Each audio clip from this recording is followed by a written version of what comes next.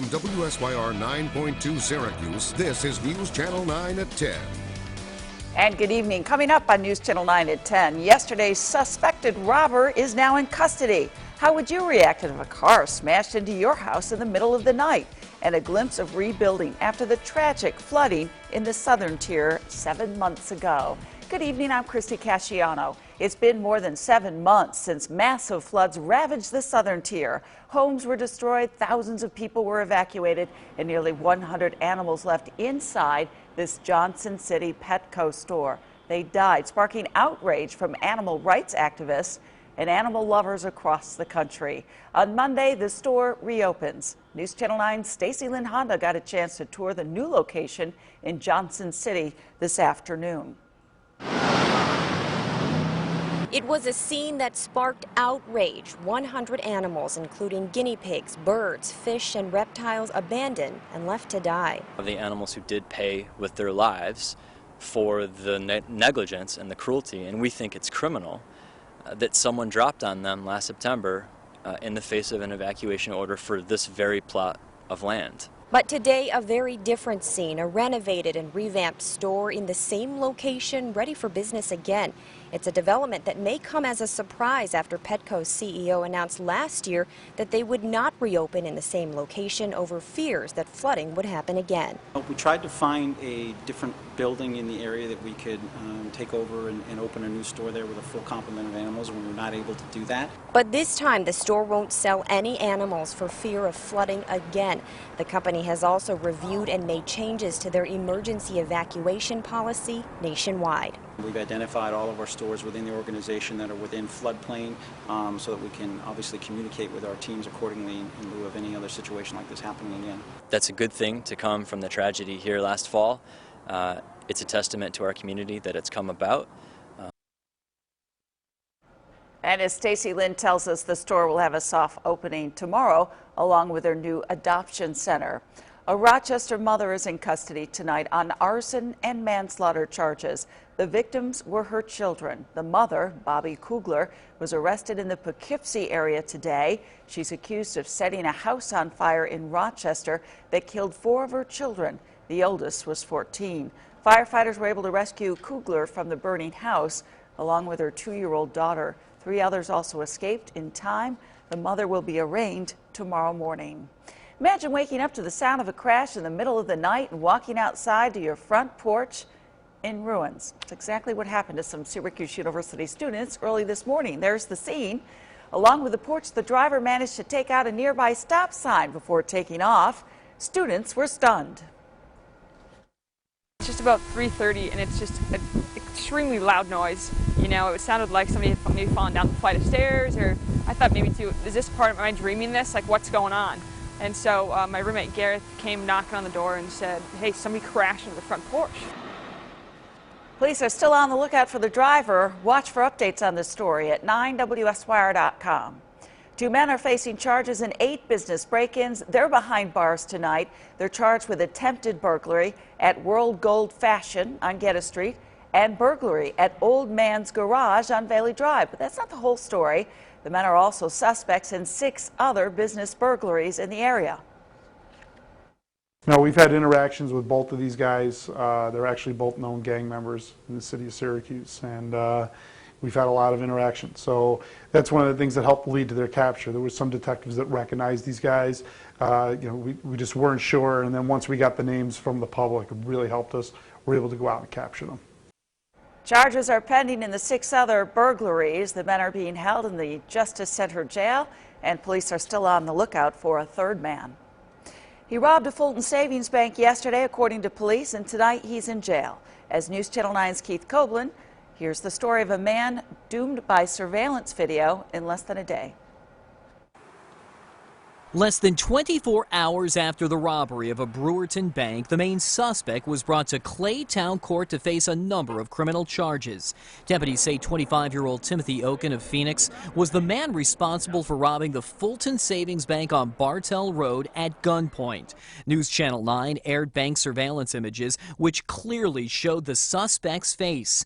Deputies say that's when they started getting calls. People had that picture in their hands within a matter of minutes after the robbery, and it was tips from the public that led us to who the person was and the location that his car had been seen, and we sat on that car until he came back to the car and we arrested him. We can't tell you exactly where Timothy Oken went after that bank was robbed, but at some point last night, and with more than $3,000 in his possession, he wound up here at Carousel Center. He had some of the money on him. He had the weapon, I believe, was in his vehicle at the point that he was arrested, but some of the money is yet to be accounted for. The sheriff says he isn't sure what Oken was doing at the mall, but that he wasn't carrying any shopping bags at the time of his arrest. And earlier today, as he was being led back to the Justice Center, deputies say Oken tried to run.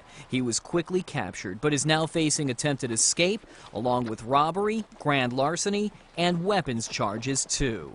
In Clay, Keith Copeland, News Channel 9.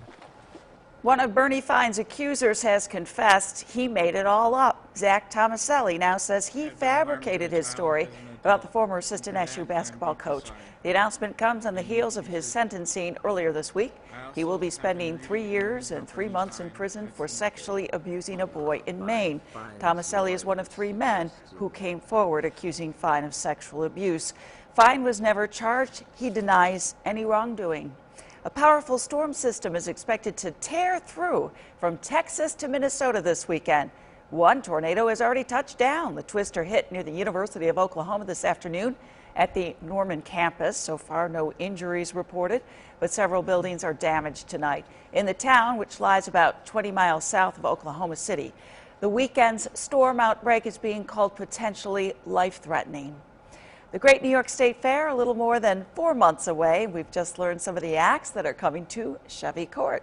You might know Neon Trees best from the popular Buick car commercial. They're also known for hits like Animal and Everybody Talks. They'll play on opening day of the fair, set for Thursday, August 23rd. Also taking the stage this year, the Buddy Rich Big Band, a jazz and swing group performing since 1966. That concert will be on the first of the fair's 2 senior days, Monday, August 27th at 2 p.m. And finally, the group best known for hits like Brick House and 3 Times a Lady, the Commodores, will perform Friday, August 31st at 8 p.m. News Channel 9 will keep you posted on all the performers coming to the fair. Just keep checking with 9WSYR.com.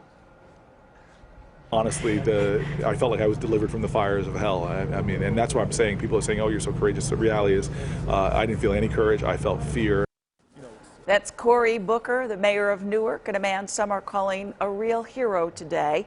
The mayor had just arrived home Thursday night when he saw his next-door neighbor's house on fire. His security detail, arriving before him, had already gone in and rescued 3 people.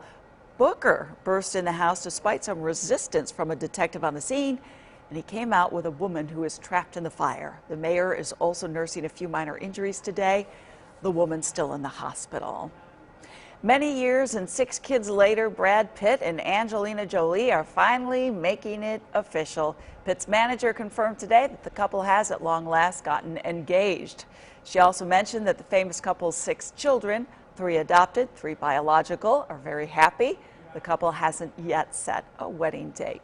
Shaping up to be a nice-looking weekend. Let's find out more now from Chief Meteorologist Dave Longley with Central New York's most accurate forecast. Dave? Yeah, Christy, quiet here. Again, we are keeping an eye on what's going on out through Oklahoma right now. Some strong storms, and we'll have much more on what's been going on out here coming up tonight at 11. For us, no problems. Beautiful evening. Had a few people comment they saw the International Space Station moving overhead because we've got a clear sky right now. That'll mean sunshine to start your Saturday.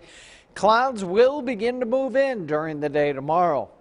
Right now we're at 46. The air is still, and humidity has started to come up. So again, sunshine tomorrow morning. Look at your forecast, mainly upper 60s, but while it'll be 67 in Phoenix and Central Square, only 55 in Oswego. Sunshine in the morning, some raindrops during the afternoon. Over the Finger Lakes tomorrow, it'll be in the mid to upper 60s. Again, dry in the morning, Some rain coming in during the afternoon, and down toward Norwich, again, the rain will be a little bit later. We'll put you in the mid-60s, but again, clouds will thicken. Some rain comes in late in the day tomorrow. Let's break it all down for you. On your Saturday, sunshine in the morning. We're in the mid-60s by noon. So again, get the grass cut, tea time, get out for the walk or the bike ride through the first half of the day. Showers will come in during the afternoon with a high temperature of 68. Now Sunday will be a warm day, but kind of unsettled. Scattered showers or a thunderstorm. It's not going to rain all the time. There'll be some rain-free time. Temperatures a little bit warmer, 68 at noon, 73 here at 5 o'clock on Sunday. So yeah, warming up over the weekend, but it really from late tomorrow through Sunday, we're at risk for showers. Breezy and warm Monday, back to work in school. We're going to be up to 81. Maybe a late day thunderstorm on Monday. That could actually be on the strong side. We'll keep an eye on those for you. Cooler with some showers on Tuesday, drying out Wednesday. More showers around Thursday and Friday. High temperatures will be near 65 late next week. Christy. Thank you, Dave. And that's our report for tonight. News and weather updates anytime at 9WSYR.com. Have a great weekend.